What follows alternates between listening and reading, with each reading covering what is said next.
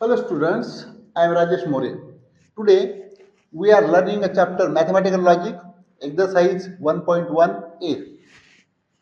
ये मतलब ऐसा है कि उसके मैंने दो पार्ट किए एक्सरसाइज के, तो इसमें दो तीन क्वेश्चन इसमें लिए, दो क्वेश्चन सामने। तो देखो यहाँ पर पहला क्वेश्चन है स्टेट आंसर, क्वेश्चन फर्स्ट का आंसर है। पहला question, state which of the following are statement in case of statement state its truth value. Question को अच्छी तरह समझ लो। Which of the following are statement मतलब नीचे जो दिए गए हैं इसमें से कौन सा स्टेटमेंट है। पहली बात तो स्टेटमेंट है कि नहीं है ये बताना है, और यदि स्टेटमेंट है वो तो फिर उसकी ट्रूथ वैल्यू लिखना है। समझे, जो ट्रू है वेदर इट इज ट्रू और फॉल्स। ओके, तो देखो पहला स्टेटमेंट देखो, नंबर 1, आंसर इधर चालू है। क्या है वो? Congruent triangles are similar. Very simple, congruent triangles are similar. देखो बेटा स्टेटमेंट देखो, कॉन्ग्रुएंट ट्रायंगल हमें पहले बताना है स्टेटमेंट है कि नहीं है, बाद में उसकी ट्रूथ वैल्यू। तो कॉन्ग्रुएंट ट्रायंगल्स आर सिमिलर, ये स्टेटमेंट है, ये स्टेटमेंट है। हमने स्टेटमेंट नहीं है वो भी हमने देखे थे, कौन से नहीं थे लॉजिक में, ख्याल करो। इंट्रोगेटिव नहीं थे, एक्सक्लेमेटरी नहीं थे, समझे कि नहीं। उसके बाद में सजेस्टिव नहीं थे, एक्सेट्रा एक्सेट्रा। तो वो 4-5 जो है वो नहीं है, क्वेश्चन मार्क वाले वगैरह स्टेटमेंट नहीं रहते। यहाँ पर congruent triangles are similar, okay, सीधा सीधा असर्टिव सेंटेंस स्टेटमेंट है। उसके बाद में कैसा लिखेंगे उसको आंसर, उसको पहले लिखना पड़ेगा। देखो ऐसे टाइप में लिखना पड़ेगा स्टेट बोर्ड में आपको, इट इज द स्टेटमेंट और this is the statement, it is a statement. Okay, ये स्टेटमेंट है। और उसके बाद में उसकी truth value, truth value is, truth value is. देखो बेटा ट्रूथ वैल्यू मतलब क्या होती है? ट्रूथ वैल्यू मतलब वो जो स्टेटमेंट दिया है वो ट्रू है या फॉल्स है। अब कॉन्ग्रुएंट स्टेटमेंट आपने पढ़ा होगा 9-10 में, कैसा, sorry congruent triangle, congruent triangle ऐसे रहते, मालूम है आप लोगों को कॉन्ग्रुएंट ट्रायंगल, समझे कि नहीं? मतलब जो एकदम ऐसे एक के ऊपर एक अगर हमने ट्रायंगल रखा, इस ट्रायंगल के ऊपर ये रखा, तो उसको बोलते हैं कॉन्ग्रुएंट ट्रायंगल। कोई भी, समझे कि नहीं? कोई भी फिगर के बारे में ऐसा हम बोल सकते हैं। तो ट्रूथ वैल्यू, तो एक कॉन्ग्रुएंट ट्रायंगल सिमिलर है, सिमिलरिटी भी देखी थी हमने 9-10 में, समझे कि नहीं? तो हमेशा देखो कॉन्ग्रुएंट ट्रायंगल जो रहती है वो सिमिलर रहती ही है। तो इसका मतलब ये हो गया कि इसकी ट्रूथ वैल्यू क्या हो गया? Truth value is T. इसकी ट्रूथ वैल्यू क्या हो गई? टी, समझे? सिमिलरिटी का स्टेटमेंट है वो। सेकंड वाला देखो क्या है सेकंड में, क्वाड्रेटिक इक्वेशन, मैं लिखता है यहाँ पर quadratic equation, quadratic equation cannot have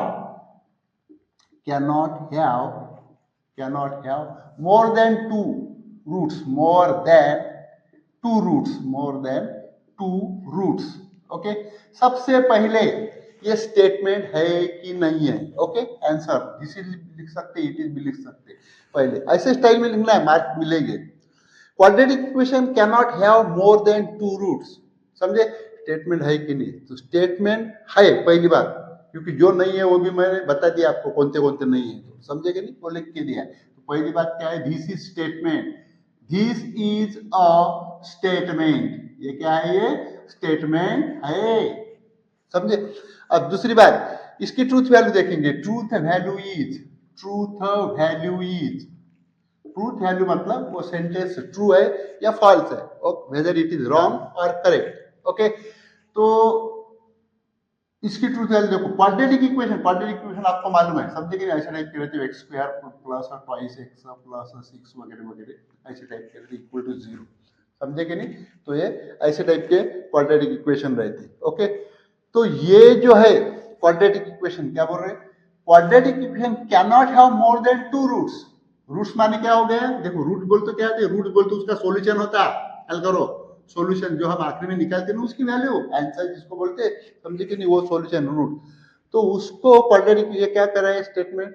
quadratic equation को मोर देन 2 रूट्स मतलब 2 के ऊपर सॉल्यूशन रहते नहीं, ऐसा इसका मीनिंग है। तो देखो बेटा हमने 10th में पढ़ा है, उसके जो रूट्स निकलते, सॉल्यूशन निकलता, वो एक निकलता था ऐसा, एक मतलब सेम निकलता था, जैसा 2 2 है, बाद में दूसरा निकलता था जैसे 2 3 2 1 वगैरह वगैरह, तो ऐसे उसके रूट्स निकलते थे, समझे कि नहीं। लेकिन देखो अब ये उसको सिंगल रूट बोलेंगे क्योंकि डबल डबल रिपीट है, ये दो रूट्स है, लेकिन ये दो रूट्स के ऊपर तीसरा रूट नहीं निकलता इसका, ख्याल करो इसका तीसरा रूट नहीं निकलता।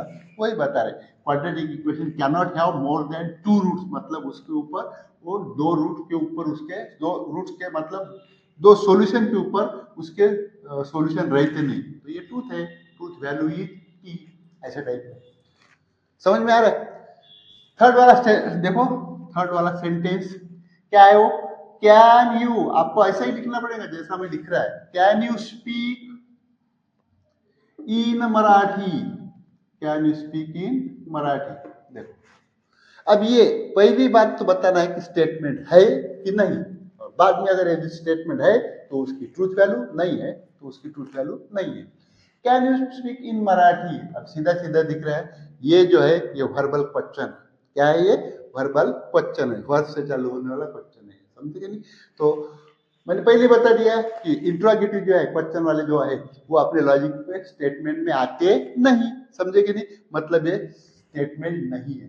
तो कौन सा स्टेटमेंट है, ये ओपन स्टेटमेंट। ओके, तो पहले क्या लिखेंगे, answer it is not, it is not या दिस इज नॉट, कुछ भी लिखो, it is not a statement.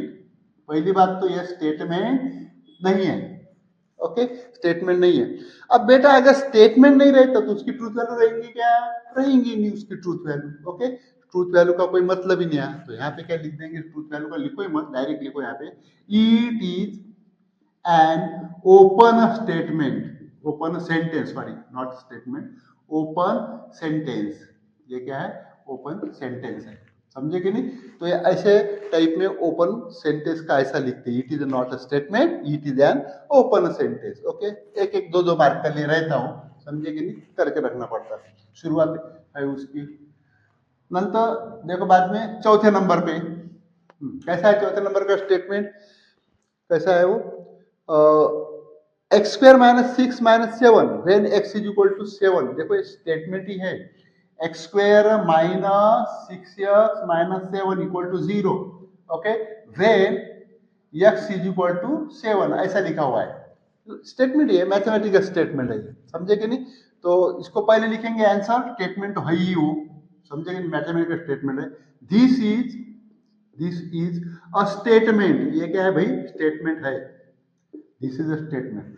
अब इसकी ट्रूथ वैल्यू हमें फाइंड करना है, तो उसकी ट्रूथ वैल्यू फाइंड करने के लिए हमें ये सॉल्व करना पड़ता है।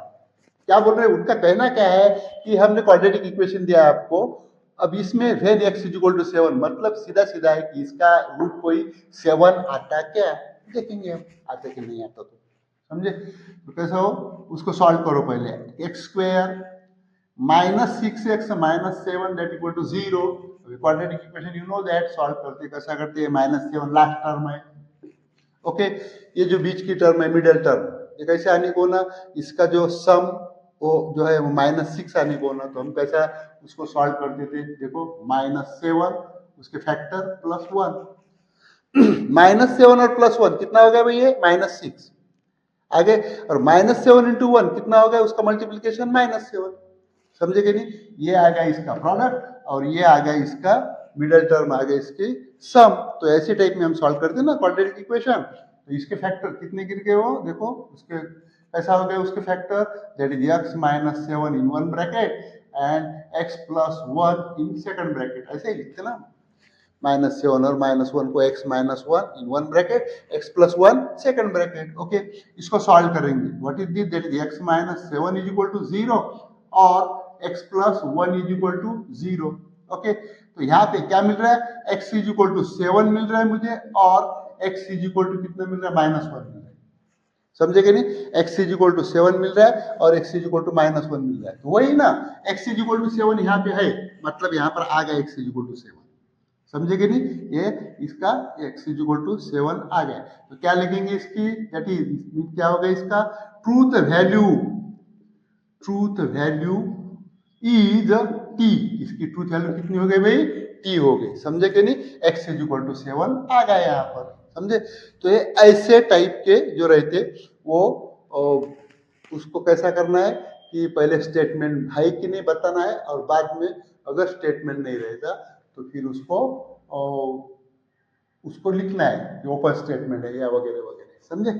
ऐसे टाइप में ये क्वेश्चन रहेगा। चलो आगे चलो।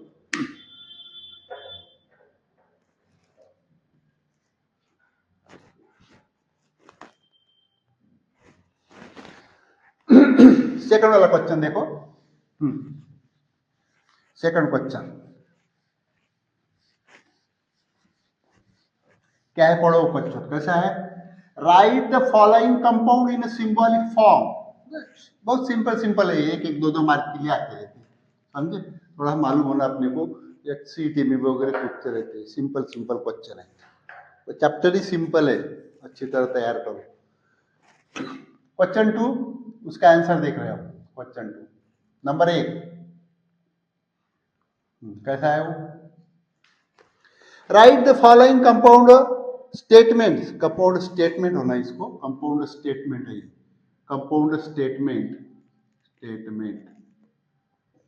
इन सिंबॉलिक फॉर्म। वो जो कंपाउंड स्टेटमेंट दिया है उसको क्या लिखेंगे, सिंबॉलिक फॉर्म में लिखो। ओके, तो ये देखो कैसा होगा। पहले लिखता मैं, पहले यहाँ पे नागपुर, पहला स्टेटमेंट लिख रहा है, Nagpur is in Maharashtra, Maharashtra and Chennai is in Tamil Nadu, is in Tamil Nadu. देखो करना क्या है, पहले वही देखना। Right the following compound statement in symbolic form.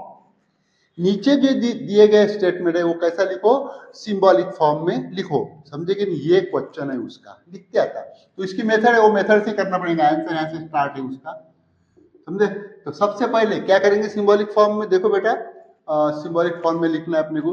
तो इसका पी और क्यू निकालो sentence. Nagpur is in Maharashtra and Chennai is in Tamil Nadu. इसके पी और क्यू निकालो। तो नागपुर इज इन महाराष्ट्र, ये इसका पी है, and Chennai is in Tamil Nadu, ये इसका क्यू है, समझे?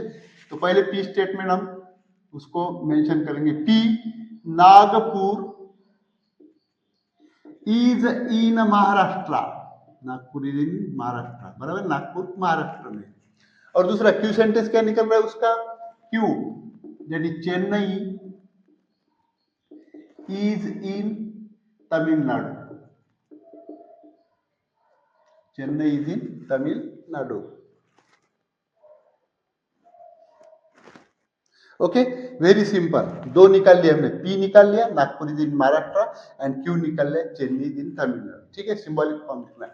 Symbolic form of the given statement, ऐसा लिखो। सिंबॉलिक फॉर्म एक एक मार्क का रहता है। Symbolic form of the given statement, of the given statement, देखो स्टेटमेंट इज। अब देखो हमने लॉजिक में देखे थे, समझे कि लॉजिक में क्या देखे थे हमने, कनेक्टिव देखे थे। कौन से कनेक्टिव देखे थे, याद करो। एंड है, two statement which are joined by and. उसके बाद में और है, two statement if joined by और, अगर दो स्टेटमेंट और से ज्वाइन किए जाते हैं। उसके बाद में कौन सा था, इम्प्लीकेशन वाला था, समझे कि नहीं, इफ देन वाला, इसको क्या बोलते हैं हम, इफ देन। और उसके बाद में ये कौन सा था, ये था डबल इम्प्लीकेशन वाला, मतलब इफ एंड ओनली। तो ये जो है, ये हमारे सब लॉजिक के क्या है, कनेक्टिव है, logical. These are the logical connective. And, और, if then and if and only, these are the logical connective. अब ये लॉजिकल कनेक्टिव का हमने सिंबल की पता किया था। देखो कैसा सिंबल था बेटा, ये एंड है, इधर और है, इफ देन है। एंड का सिंबल कैसा था, ऐसा था, वो सीधा सीधा, ये मतलब ये जैसा, लेकिन उसकी लाइन नहीं है बीच की। और का सिंबल कैसा था, ये ऐसा था। इफ देन का सिंबल कैसा था, ये सीधा बात, एरो, महाभारत रामायण वाली। ओके, इधर if and only if, if and only if, इसका सिंबल याद करो जरा, कैसा था, दोनों तरफ उसके एरो रहते, समझे कि नहीं? तो ऐसे टाइप में वो हमने इसके पहले के वीडियो में देखा है। इसके पहले के वीडियो देख लो, देखो थ्योरी वीडियो है ये, तो मैं एक्सरसाइज पढ़ा रहा है, उसमें सब मैंने ज्यादा अच्छी तरह एक्सप्लेन किया है। तो ठीक है, आ जाओ इधर। Symbolic form of the given statement, अब क्या है, नागपुर इज इन महाराष्ट्र, मतलब पी स्टेटमेंट, सिंबॉलिक फॉर्म लिख रहा है। And Chennai is in Tamil Nadu, अब एंड से यहाँ पे ज्वाइन किया हुआ है, कनेक्टिव क्या है, एंड है, तो ये सिंबल लगेगा, and, P and, like this. Chennai Tamil Nadu Q, ये हो गया इसका सिंबॉलिक फॉर्म, 1 मार्क के लिए वगैरह रहता हो। चलो आगे चलते, सेकंड वाला स्टेटमेंट देखो, दूसरा नंबर 2 कैसा है, ABC is a right angle triangle if triangle ABC is a right angled triangle, right angled triangle, triangle at B, then measure angle A, then measure angle A plus measure angle C, what is this? This is 90 degree, समझे कि नहीं? 2 statement है उसमें, mathematical statement है वो। निकालो उसका P निकालो, Q निकालो, आंसर। अब तो आपको मेथड मालूम हो गया कैसा लिखना, बस ऐसे स्टाइल से लिखना, अपने मन से कुछ भी मत लिखो, नहीं तो थोड़ी गड़बड़ हो जाती, मार्क्स कम मिलते, उसके एक मेथड उसकी फिक्स रहती है, वो हिसाब से चलना पड़ता है। Triangle is right angle, P sentence, triangle A B C is a right angle triangle, right angle triangle, okay, right angle triangle है ABC, right angle triangle, right angled triangle.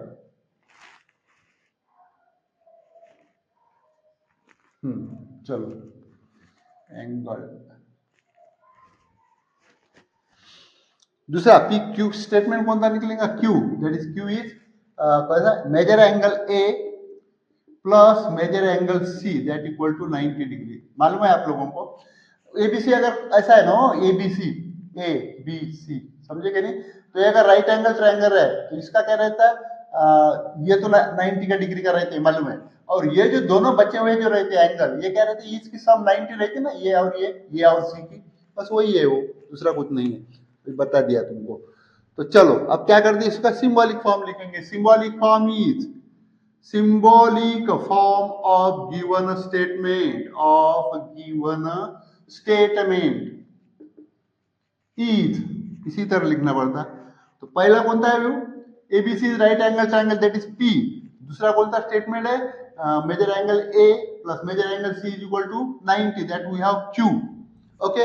अब देखो इसका जो है, इसका कनेक्टिव कौन सा है, तो वाक्य जो है स्टेटमेंट ये कैसे चालू होगा, इफ ये पी है और देन ये क्यू है, तो मतलब जो स्टेटमेंट है वो कैसे चालू होगा, इफ देन से, मैंने अभी बताया आपको, इफ देन से, और इफ देन से अगर स्टेटमेंट चालू होता है तो अपने पास में उसका सिंबल क्या है, arrow, that is P implies Q, समझे? ऐसा इसका सिंबॉलिक फॉर्म है, 1 मार्क के लिए। पहले पी स्टेटमेंट लिखो, क्यू स्टेटमेंट लिखो, उसका symbolic form of given statement that is P implies Q, implication का स्टेटमेंट है इफ दे। समझ में आ रहा है? आई थिंक आपको समझ में आ रहा होगा। चलो थर्ड नंबर का देखते हैं हम, थर्ड नंबर,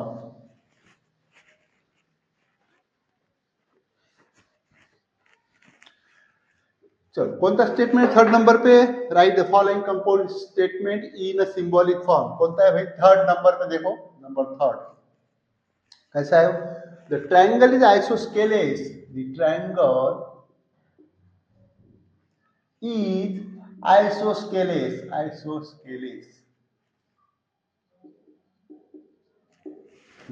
आइसोस्केलेस ट्रायंगल मालूम है ना आप लोगों को, जिसके 2 एंगल सेम रहते हैं उसको बोलते हैं isosceles. The triangle is isosceles if and only if, if and only if, क्या if and only, 2 sides are equal, बराबर है, 2 साइड्स आर इक्वल, उसके 2 एंगल सरीके रहते हैं, सेम रहते हैं, और 2 साइड उसके सेम रहते, सरीके रहते, समझे कि इक्वल, 2 साइड्स आर इक्वल, ठीक है। ये सिंबॉलिक फॉर्म में लिखना है, निकालो पी, निकालो उसका आंसर, पहले p, very simple, triangle is isosceles, ये पी है, समझे कि नहीं, ट्रायंगल इज आइसोस्केलेस, ये पी है, the triangle is isosceles, okay. P statement निकला हमारा। क्यू निकालो, q statement, 2 sides are equal, ये क्या निकला हमारा, क्यू स्टेटमेंट निकल गया, ओके, वेरी सिंपल। पी निकाला हमने, क्यू निकाला, उसका सिंबॉलिक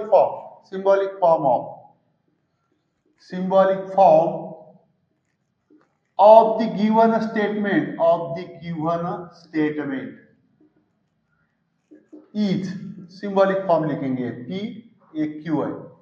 अब देखो दोनों जो स्टेटमेंट है सिंबॉलिक फॉर्म लिख रहे हैं, कैसे ज्वाइन किया उसका कनेक्टर देखो, कनेक्टिव देखो, logical connective. The triangle is isosceles, isosceles है इफ एंड ओनली, सिर्फ और सिर्फ टू साइड्स आर इक्वल, दो साइड अगर उसके इक्वल है तो इसका कनेक्टिव कौन सा है, इफ एंड ओनली इफ, सिर्फ और सिर्फ कोई। उसके लिए क्या यूज किया है हमने, ये वाला यूज किया है, ऐसा सिंबल, समझे कि नहीं, इफ एंड ओनली इफ के लिए वही लगा वहां पर, if and only, okay, and that's very very simple, समझे। तो ये जो क्वेश्चन है यहाँ पे ये क्वेश्चन हो गया। चलो थर्ड नंबर के बारे में सोचते हम जरा, क्वेश्चन नंबर थर्ड। चलो पढ़ो वो क्वेश्चन कैसा है, तो देखो क्या पूछा है उसमें, क्वेश्चन की तरफ ध्यान दो। कैसा है third number, right the truth value of the following, समझे कि नहीं, जो नीचे दिखा दिए हुए स्टेटमेंट है उसकी क्या लिखो, ट्रूथ वैल्यू लिखो, थोड़ा सा अलग है ये।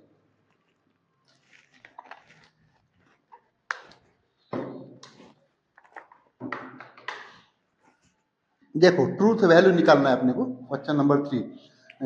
ये इंपॉर्टेंट क्वेश्चन है, सब आते रहते, दो दो तीन तीन मार्क के लिए रहते हैं, 2 मार्क वगैरह, 2 मार्क के लिए वगैरह रहते हैं, समझे कि नहीं। तो थोड़ा सा ख्याल करो स्टेट बोर्ड में, और कभी कभी सीईटी में पूछते, मैं बार बार बता रहा है ये जो थ्योरी चालू है, ये तुम्हारे स्टेट बोर्ड की जो थ्योरी है वही सीईटी के लिए, यहीं से पढ़ना पड़ता है और आगे जाना पड़ता है हमको, सीईटी जेडबलई उसका यहीं पे शुरुआत रहती है उसकी। नंबर 1 क्वेश्चन नंबर 3 देख रहे हैं हम, क्वेश्चन तीसरा, उसका आंसर कैसा है पढ़ो, right the truth value of the following, नीचे जो दिए गए उसकी ट्रूथ वैल्यू फाइंड करो, निकालो, ठीक है, निकाल जाता है हमको। पहला sentence low, 4 is an odd number, यार ऑड, ऑड नंबर लिखता मैं, ऑड नंबर, और 1 इज प्राइम नंबर, और 1 इज अ प्राइम नंबर, ठीक है, 4 इज एन ऑड नंबर और 1 इज ए प्राइम नंबर। अब ये स्टेटमेंट की हमको truth value, whether the statement is T और एफ, ओके, उसकी ट्रूथ वैल्यू हमको फाइंड करना है, वो ट्रू है कि फॉल्स है। देखो उसकी मेथड देखो, वो मेथड से आपको करना पड़ेगा आंसर। पहले सबसे पहले क्या निकालते हैं, पी निकाल लो, पी स्टेटमेंट। अब सिंपल है, पी क्या है, 4 इज एन ऑड नंबर है, पी है, और 1 इज ए प्राइम नंबर है, क्यू है, तो पी क्या है, 4 इज एन ऑड नंबर, ये हो गया इसका पी। चलो उसका क्यू निकाल लो, Q statement, yes, 1 is a prime number, is a prime number, 1 prime number, ये हो गया इसका क्यू स्टेटमेंट। यहां तक हमारी गाड़ी आ गई। अब देखो बेटा क्या करते हैं, इसकी ट्रूथ वैल्यू निकाल ले, पहले सेपरेट इसकी ट्रूथ वैल्यू निकालो एक एक स्टेटमेंट की। ट्रूथ वैल्यू ऐसा लिखना पड़ेगा आपको, ट्रूथ वैल्यू ऑफ पी, मतलब पी स्टेटमेंट, पी इज, नीचे लिखेंगे truth value of Q is, Q की ट्रूथ वैल्यू, ओके। अब ये दोनों की भी ट्रूथ वैल्यू अपन पहले निकाल लेंगे, ट्रूथ वैल्यू ऑफ पी, तो पी सेंटेंस क्या है, 4 इज एन ऑड नंबर। अब सोचो जरा, 4 is an odd number, odd number है क्या, 4 नहीं है, वो इवन नंबर है, odd number you know that, 2 3 7 वगैरह वगैरह, ये ऑड नंबर रहते, इवन नंबर 2 4 6 ये इवन नंबर रहते, बराबर है ना। तो देखो 4 इज एन ऑड नंबर, मतलब इसकी ट्रूथ वैल्यू क्या हो गई, इसकी ट्रूथ वैल्यू हो गई यफ, ये ऑड नंबर नहीं है, समझ में आ रहा है कि नहीं, यफ हो गई। बाद में इसका दूसरा देखो आप, 1 इज अ प्राइम नंबर, क्या है इसका, किसको पता है, 1 इज ए प्राइम नंबर, ये true statement, whether is true और फॉल्स, समझे कि नहीं, ये ट्रू है कि है।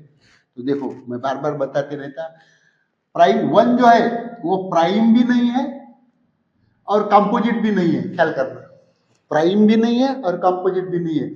Prime number started from 2 to वगैरह जहां से चालू होते, कि प्राइम नंबर की डेफिनेशन कैसी है, okay, number divided by itself only, समझे कि नहीं, वो उसका जो भागाकार होता है खुद से वो उसका डिवाइड होता है, बाकी दूसरा होता नहीं।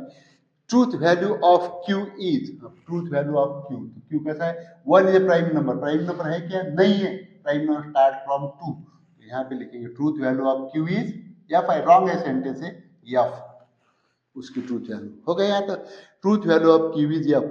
अब क्या करते सामने, ट्रूथ वैल्यू अपने को स्टेटमेंट की निकालना है, ये जो स्टेटमेंट दिया है, समझे कि नहीं, इसको अब लिखो, ट्रूथ वैल्यू ऑफ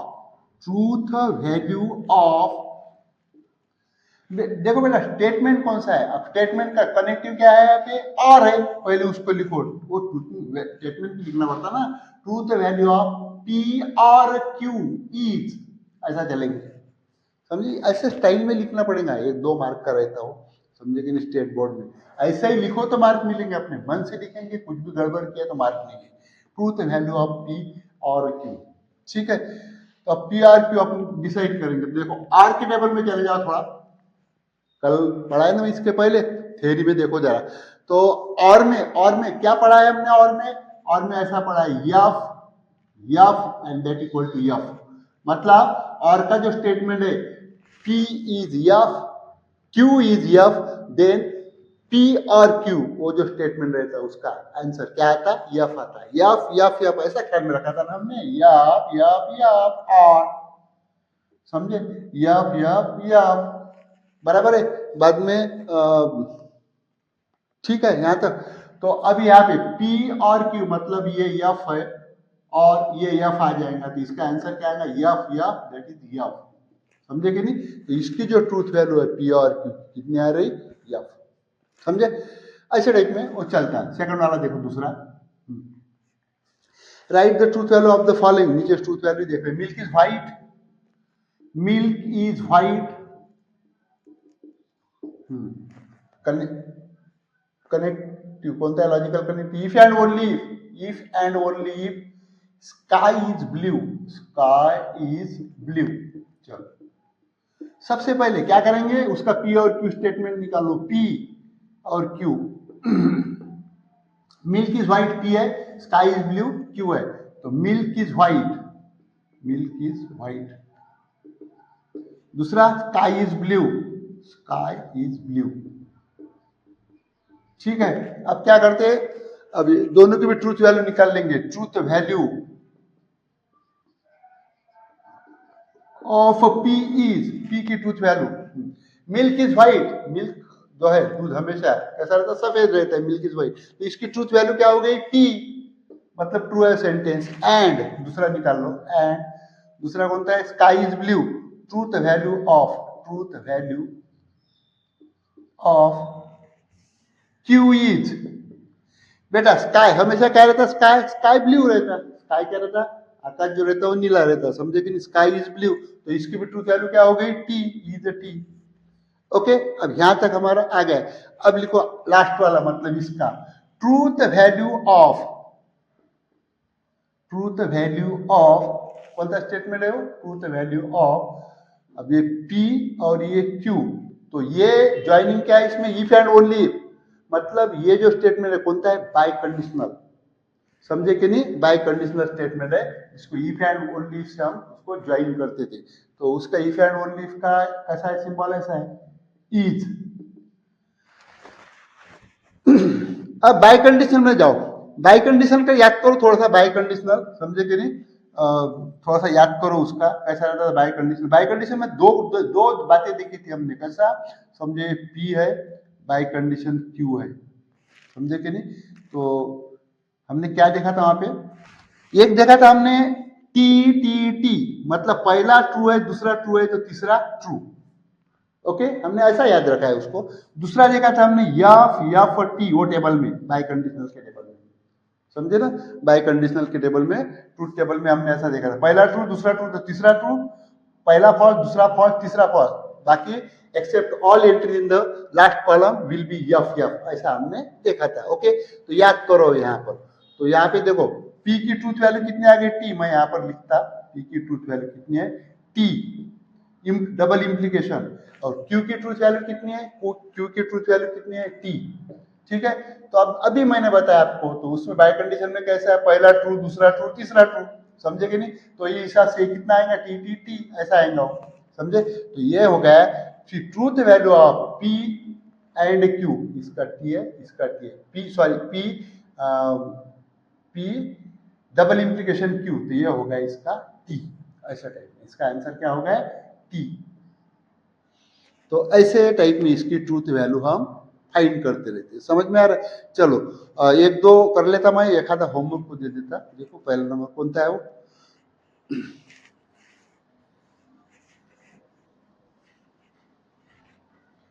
और भी बहुत सारे प्रॉब्लम है, आप करो, ये आपको मैंने कुछ सॉल्व करके दिए है, समझे। इसके व्यतिरिक्त भी प्रॉब्लम है उसमें, वो आप सॉल्व करो, अगर कुछ अड़चन आती है तो पूछो। नंबर थर्ड वाला देख रहे हैं हम, थर्ड वाला डायरेक्ट करता मैं। 24 इज कॉम्पोजिट नंबर और 17 इज प्राइम नंबर। निकालो उसका पी, निकालो answer. P 24 is a composite number. दूसरा 17 is a prime number. Q क्या निकल गया उसका, 17 इज अ प्राइम नंबर। ख्याल करो, prime number 17 is prime number, 17 prime number है। ओके चलो क्या करते हैं, इसकी ट्रूथ वैल्यू निकाल लो। Truth value of P is, truth value of Q is, देखो बेटा truth value of P is, अब पी की ट्रूथ वैल्यू रॉन्ग है करेक्ट है, सेंटेंस देखना पड़ता है। 24 is a composite number. Composite number क्या रहता है भाई, हो गया आपका 9 10 में सब हो गए। कंपोजिट नंबर बोल तो okay, number which is divisible by more than number, two numbers. Okay उसको बोलते हैं कंपोजिट नंबर। समझो 24 है, वो खुद से तो डिवाइड हो रहा है 24/24, लेकिन बाकी भी उसके डिवाइड हो रहा है, वो 3 से डिवाइड होता है, 6 से डिवाइड होता है, 12 से डिवाइड होता है। ओके तो इसको बोलते हैं अपन कंपोजिट नंबर, जिसको divider. 17 prime number, prime number बोल तो it is divisible by itself only, सिर्फ तो उसको प्राइम नंबर बोलते हैं। तो 24 is composite number. Composite number है क्या है, that is truth value is T. Truth value आपकी 17 prime number, definitely prime number है वो, समझे कि नहीं। 11 13 17 प्राइम नंबर ही है, तो इसकी ट्रूथ वैल्यू क्या हो गई टी। चलो अब ट्रूथ वैल्यू ऑफ पी, और यहाँ पे कंजंक्शन कौन सा है, यहाँ पर देखना पड़ेगा कंजंक्शन कौन सा है, और ओके तो ऐसा लिखता हूँ पी और क्यू ईच, ठीक है। अब देखो यहाँ पे पी की ट्रूथ वैल्यू क्या है टी, इसके बाद में क्यू की ट्रूथ वैल्यू क्या है टी, समझेंगे नहीं, टी और टी। तो थोड़ा सा और के टेबल में जाओ, और मतलब डिसजंक्शन, और मतलब डिसजंक्शन, और के टेबल में आप चलो, समझे कि नहीं। तो और के टेबल में चलेंगे तो आपके पास में ये ऐसा ख्याल में रखा मैंने, यप यप यप, मतलब पहला फॉल्स, दूसरा फॉल्स, तीसरा फॉल्स, ऐसा उसकी ट्रूथ वैल्यू यफ मिलेगी। कब मिलेंगे अपने को, जब पहला फॉल्स रहेगा, दूसरा फॉल्स रहेगा, तो तीसरा फॉल्स। बाकी इसका मतलब क्या होगा, इसका मतलब बाकी की जो एंट्री रहती है वो कॉलम में, that is T T T T ऐसे टाइप में, समझे कि नहीं, रेस्ट ऑफ ऑल एंट्रीज, ऐसे ही हमने पढ़ा था ना। तो ये टी और टी मतलब ये फॉल्स, टी और टी, तो समझे। तो अब ये एफ एफ एफ नहीं है, तो ये क्या है टी और टी, तो इसकी वैल्यू क्या आएगी, that is T except this. Okay कितना आएगा वो टी। तो ट्रूथ वैल्यू ऑफ पी और क्यू की कितनी आ गई वो टी, समझे। ऐसे टाइप में वो रहता है, समझे कि नहीं, ट्रूथ वैल्यू ऑफ पी और क्यू। चौथा देखो, चौथा सिंपल दिख रहा है, होमवर्क के लिए करो एक आधा, मैं 5वां ले लेता, समझे कि नहीं, 5th वाला, 5th यहीं पे रख लेता मैं, 5th नंबर, चौथा होमवर्क के लिए करो। कैसा है वो, if 3 into 5 that equal to कितना है 8, then 3 plus 5 that equal to 15। ख्याल करो, देखो बेटा 3 plus 5 into 8, ओके इसका पी सेंटेंस निकाल लो, P 3 into 5, 3 into 5 that equal to 8, और इसका क्यू सेंटेंस क्या है, क्यू सेंटेंस है